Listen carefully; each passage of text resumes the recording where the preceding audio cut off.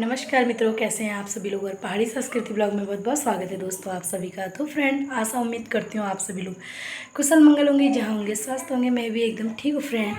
तो दोस्तों, जैसे कि मैंने आप लोगों को कल के ब्लॉग में बता ही दिया था कि यहाँ पे कोई दीदी हैं ऊपर बाज़ार साइड को, वो लोग भागवत वगैरह करा रहे हैं। तो मैं अभी वहीं के लिए तैयार हो चुकी हूँ फ्रेंड। और आज मेरा भी नवरात्रि का दूसरा दिन है।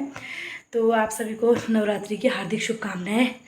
तो ठीक है फ्रेंड, हम लोग चलते हैं। बच्चे भी तैयार हो चुके हैं, मैं भी तैयार हो चुकी हूँ। तो फटाफट चलते हैं, फिर मिलते हैं आप लोगों से। आप लोग ऐसे बनो हमेशा वीडियो पे। अभी तक आपने संसार के लोगों के लिए शास्त्रों का रचन किया यह सोच के, लेकिन कितना भी सुंदर सरोवर क्यों ना हो, कितना भी स्वच्छ धवल सरोवर क्यों ना हो, हंस उसमें कभी भी नहीं स्नान करता। मानसरोवर का जो हंस होता है ना, वो कभी भी कितना भी साफ पानी हो उसमें नहीं बैठता। क्यों? क्योंकि उसे मानसरोवर में बैठने की आदत है।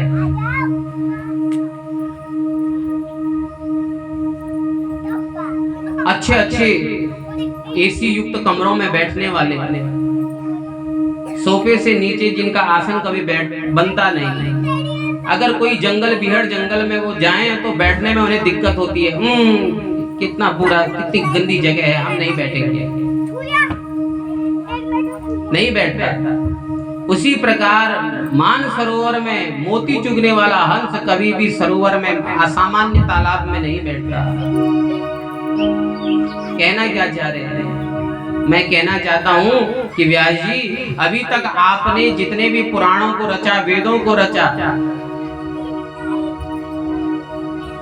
ये सब ठीक है, लेकिन जो भगवान की कृष्ण कथा रूपी हंस मोती को चुगने वाले परम परिवारजक संत है, उनके लिए आप श्रीमद् भागवत का रचन क्यों नहीं करते?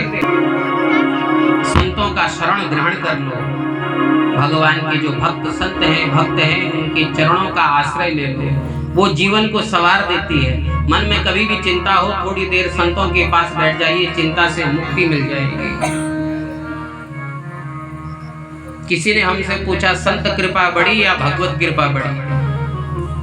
तो बड़े हाथ जोड़ के हम कहते हैं भैया कि संत कृपा बड़ी, संतों की कृपा सबसे बड़ी है। आपने गोविंद दियो बताया, संतों की कृपा सबसे बड़ी है। संतों की कृपा यदि हो जाए, नारद जी कहते हैं मैं औरों की बात नहीं करता, मैं अपनी बात करता हूं कि मुझ पर संतों की कितनी बड़ी कृपा हुई है। अपने जन्म की बात श्रवण कराने लगे नारद जी।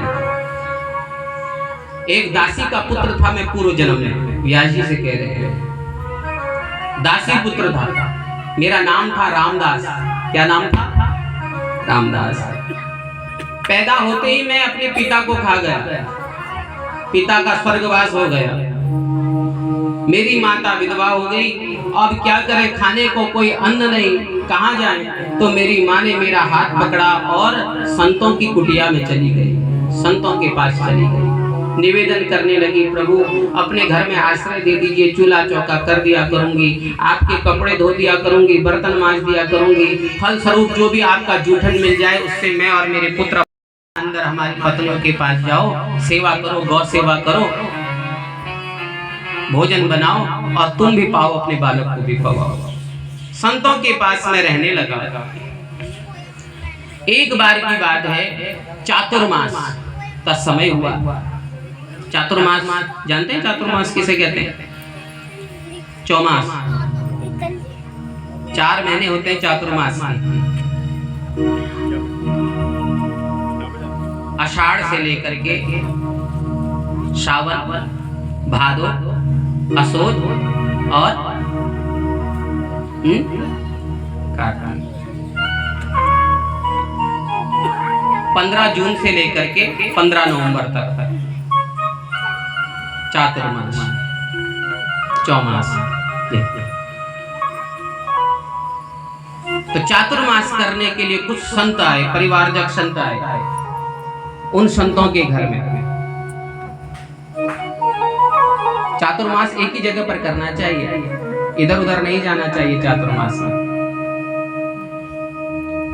संतों का कहना है कि चातुर्मास में हम लोग चातुर्मास में ही जाते हैं। इधर उधर दर्शन करने या कहीं भी चौमास में, लेकिन शास्त्र का कथन है कि चौमास में कभी इधर उधर, क्योंकि पहाड़ गिरने का डर होता है, नदियां स्खलित होती हैं, बाढ़ इत्यादि का होता है। एक ही जगह पर भजन, इसीलिए चातुर्मास बनाया गया है कि आप 8 महीने नौकरी करिए, जो करना है करिए, लेकिन 4 महीने ऐसे निकालिए जिसमें आप केवल भगवान का भजन करें एक ही स्थान पर। इसलिए उस समय क्या होता है, बीमारियां भी ज्यादा होती हैं इस चौमास में, बुखार इत्यादि बहुत ज्यादा होते हैं।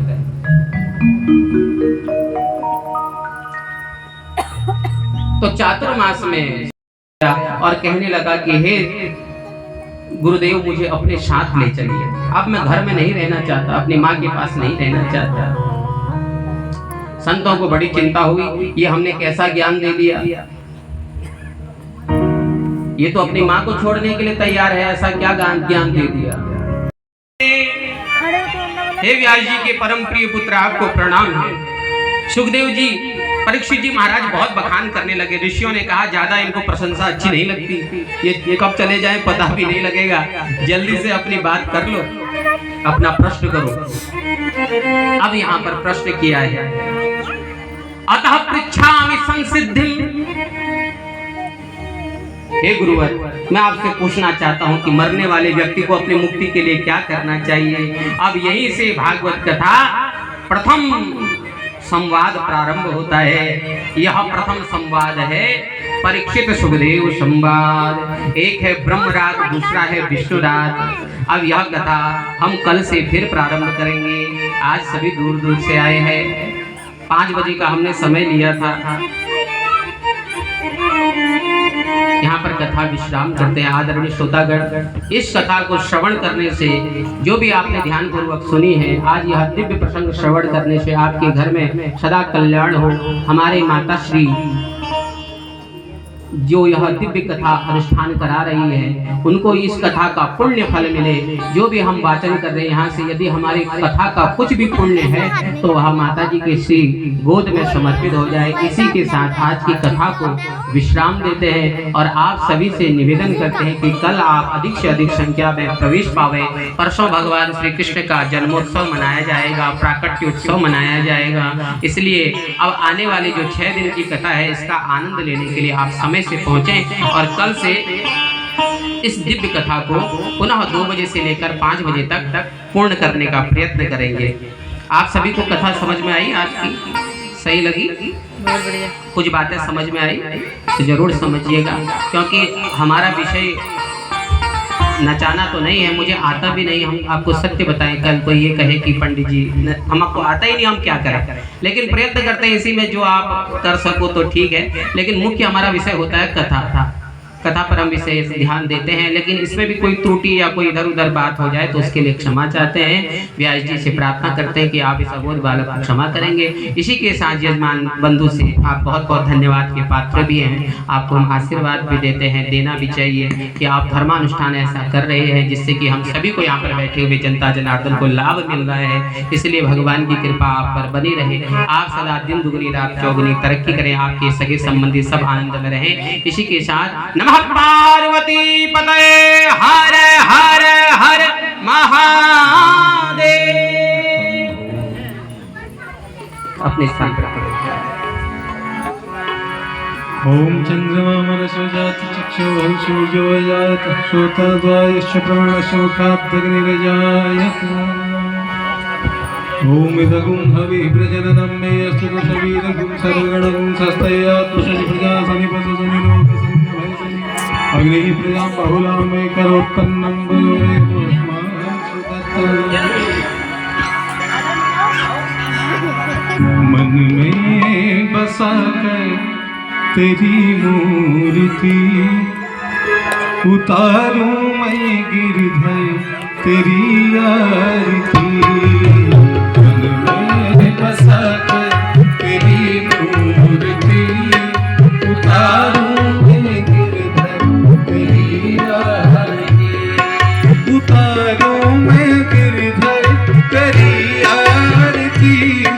उतारूं मैं श्यामा तेरी आरती। उतारूं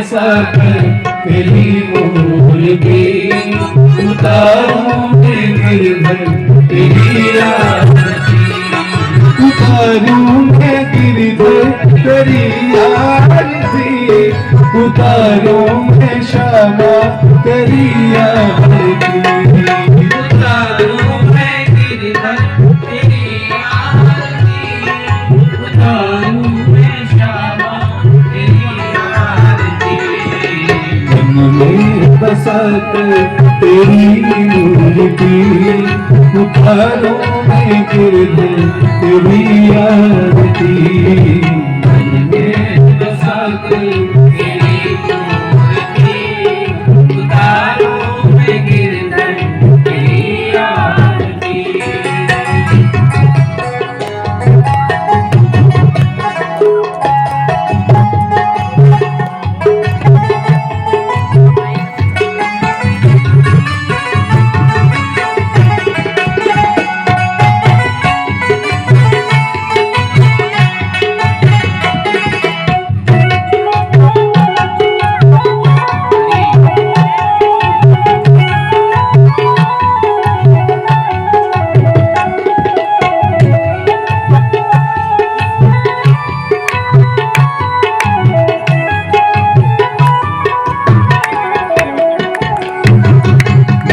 तुझसे क्या मैं यही सोचूं भगवान जिंदगी जब तेरे नाम करती तुझसे क्या मैं यही सोचूं भगवान जिंदगी जब तेरे नाम करती सब कुछ तेरा कुछ नहीं मेरा सब कुछ तेरा तुझको प्रभु संसार की मन में बसा कर तेरी मूर्ति उतारूं मैं गिरधर तेरी आरती उतारूं मैं गिरधर तेरी आरती उतारूं मैं गिरधर तेरी आरती उतारूं मैं श्यामा श्यामा तेरी आरती मन में बसा कर तेरी मूर्ति उतारूं मैं गिरधर तेरी आरती मन में बसा कर तेरी मूर्ति उतारूं मैं गिरधर तेरी आरती तेरी महिमा गाने संत करे नारद गुणगान करे छेड़ गाता वेद तेरी महिमा गाने संत करे नारद गुणगान करे छेड़ गाता भक्त तेरे गान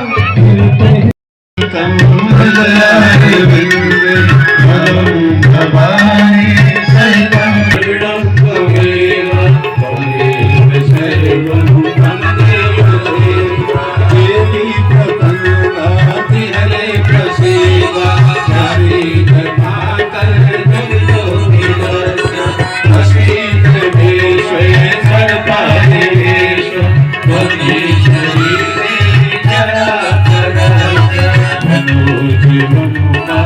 Thank you.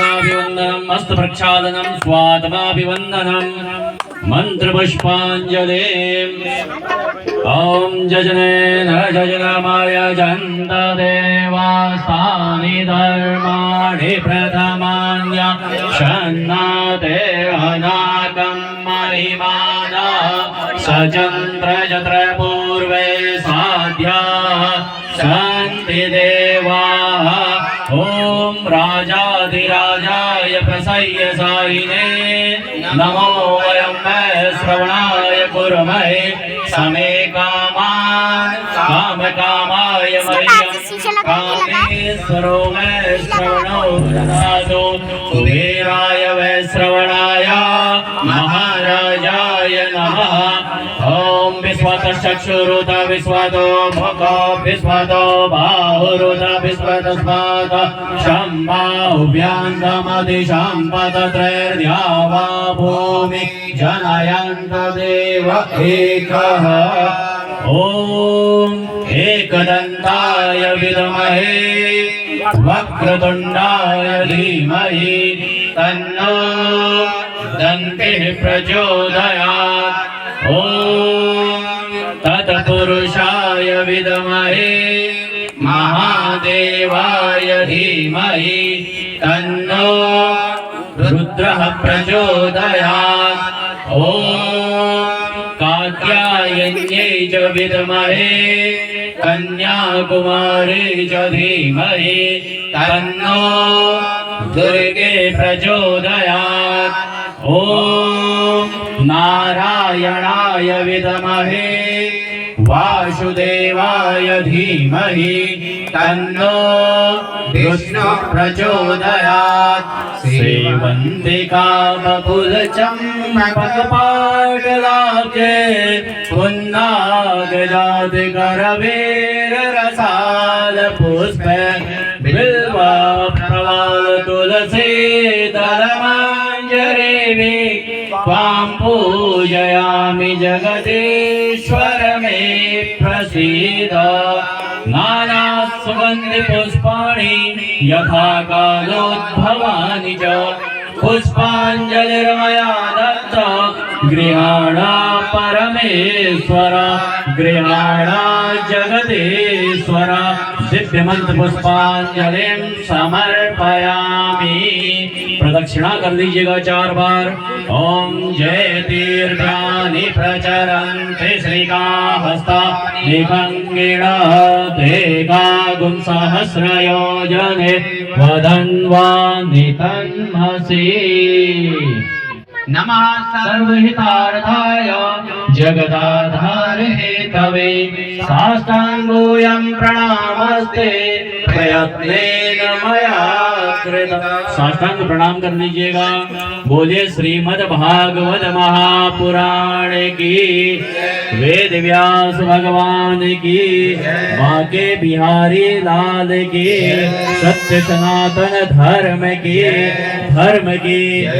अधर्म का प्राणियों में विश्व का गौ माता की, सत्य सनातन धर्म की, काशी विश्वनाथ भगवान की, काशी के कोतवाल की, गंगा मैया की, अन्नपूर्णा मैया की, बद्रीनाथ धाम की, केदारनाथ धाम की, गंगोत्री मैया की, यमुनोत्री मैया की, अपने अपने माता पिता व गुरुजनों की, सब संतों की, सब भक्तों की। ओम नमः पार्वती पतये हर हर हर महादेव।